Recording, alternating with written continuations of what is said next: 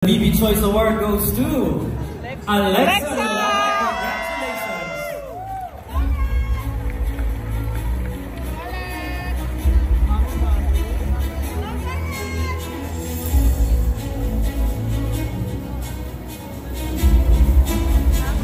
Hi everyone, good evening. Ako po si Alexa Ilacad.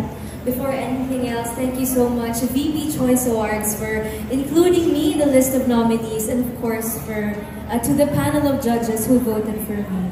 And speaking of votes, I also dedicate this award to all my supporters, my sweethearts, and my solid fans. Thank you so much for doing everything that you do just for me and of course for Katie.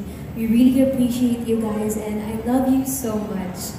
I would like to share this award sa lahat ng bumubuo ng Pira-Pirasong Paraiso, to the whole production team, to the whole staff, to all of my co-actors, and of course Dreamscape Entertainment. Thank you so much for entrusting me with the role of Beth Paraiso.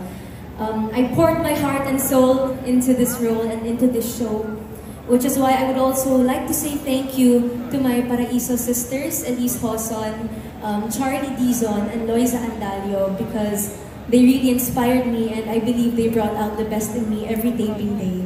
And I would also like to thank our boss in heaven, Sir Deo. Thank you so much for giving me the gift of Pira-Pirasong Paraiso. And again, thank you so much, VP Choice Awards, for this recognition. And to all my supporters, my loved ones, KD, thank you so much.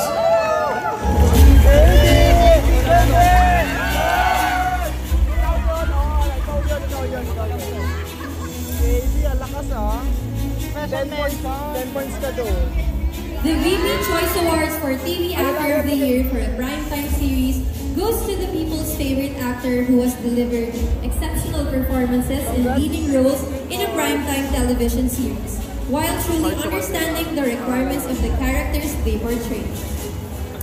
The nominees are Seth Fedelin for Dirty Linen,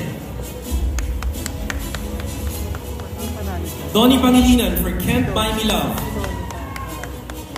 David Licauco for Maging Sino Ka Man, Kyle Etchari for Senior High, Dingdong Dantes for Royal Blood, and Coco Martin for FPJ's Batang Quiapo.